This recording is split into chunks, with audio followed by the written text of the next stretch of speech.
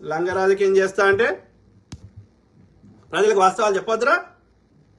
మీరు చేయరు, చేస్తున్న మీద బురదాలుతా అంటే ఏడరా 400 की पार అన్నాడు. అబ్ की बार 400 की पार 400 300 की पार కూడా రాలేవానికి. కనీసం 272 వస్తే గవర్నమెంట్ ఫామ్ చేస్తావు, 272 కూడా రాలేవానికి. మరి అమ్మకు ఊటలేదు వాడు, ఆకాశంలోకి వెళ్ళి దిగిండట వాడు, అయ్యో నిజుడంట వాడు, స్త్రీ యోనిలోకి వెళ్ళి రాలేదంట వాడు. అర్థమైందా? ద్రౌపది వచ్చినట్టు అగ్నిగుండాలకి వెళ్ళి వచ్చిందంట వాడు.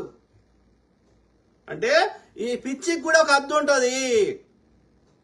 అర్థమైందా? నేను ఏం చెప్పినా ఎడి నా కొడుకుని ఉల్లు చేయొచ్చు అనుకున్నాడు, చేయలేరు అని చూపెట్టిరు కదా, తన్నీరు కదా, మహారాష్ట్రలో తన్నీరు కదా, వెస్ట్ బెంగాల్లో తన్నీరు కదా, యూపీలో తన్నీరు కదా, మిగతా ప్రాంతాల్లో కూడా తన్నీరు కదా. చాలదులే, 400 వస్తా అన్నాడికి కనీసం గవర్నమెంట్ చేయడానికి కావాల్సిన 272 కూడా రాలేదు కదరా. తలకాయ ఎడబెట్టుకుంటారా అందభక్తులు? పెండ బ్యాచ్ విసర్జక పదార్థాలు, ఆ ఉచ్చను పెండ అది ఉంచుకుంటే లోపల ఉంచుకుంటే అది చచ్చిపోతుంది కాబట్టి అది ఉచ్చ పారబోస్తున్నటువంటి విసర్జక పదార్థాలను రాసుకో, పూసుకో, తాగు, ఏది రాసుకోవాలనో ఏది పూసుకోవాలనో తెలియనటువంటి ఈ పెండ బ్యాచ్ మీరేం చెప్తారా మాకు?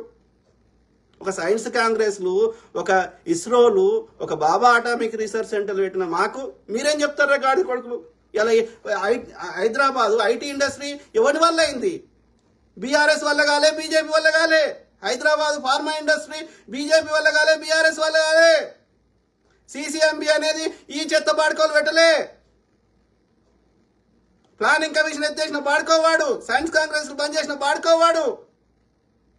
పొద్దుగా లేస్తే పోరగాళ్ళకి చెడదొప్పుతున్నాడు. ఒక ఉద్యోగం సంవత్సరానికి 2 కోట్ల ఉద్యోగాలు ఇస్తున్నాడు. 1 కోటి ఉద్యోగాలు ఇవ్వలే లంబడి కొడుకు. ఉద్యోగం అడిగితే ఛాయ్ బండి పెట్టుకో, పకోడీ వేసుకొని లంబడి కొడుకు మాకేం చెప్తాడు వాడు? సిగ్గులేని నా కొడకల్లారా, అరే జమ్మి కత్తులు పట్టుకొని తిరిగే బాడుకోవాలారా, ఎట్లా పోషిస్తారా నీ పిల్లల్ని? వాడిచ్చే బిర్యానీతో పోషిస్తారా? పప్పులు ఎంత రేటు పెరిగినాయి, ఉప్పులు ఎంత రేటు పెరిగినాయి, పెట్రోల్ ఎంత పెరిగింది? ఆలోచించండి బే, మీ అవ్వనాయన అడగండి, చెప్తారు వాళ్ళు. చెత్త నా కొడక. రాముడు ఏం చేసిండ్రా?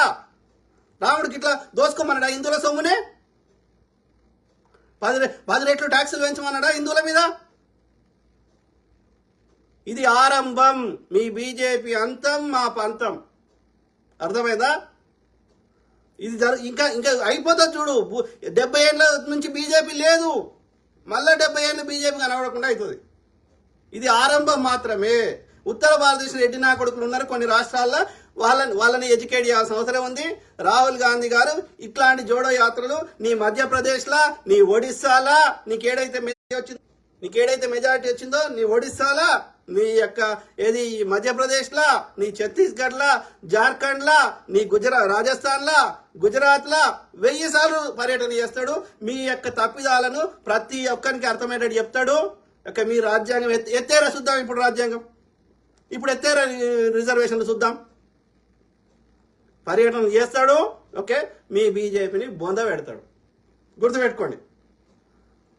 ఇక అంతేగా మీ దరిద్రం స్టార్ట్ అయింది. ఓకే, గుర్తుపెట్టుకోండి మిత్రులారా. ఐ కీప్ టాకింగ్, మాట్లాడుతూనే ఉంటా. ప్రతి అంశం మీద అవగాహన వేయడానికి నా వంతు నేను కృషి చేస్తా.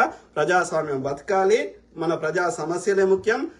అమెరికా లెక్క మన దేశాన్ని కూడా అన్ని రంగాల్లో అభివృద్ధి చేసుకోవడానికి ప్రయత్నం చేద్దాం. ఈ బీజేపీ బీఆర్ఎస్ యొక్క చెత్త వాట్లలో ప్రజలను పడకుండా కాపాడుకుందాం.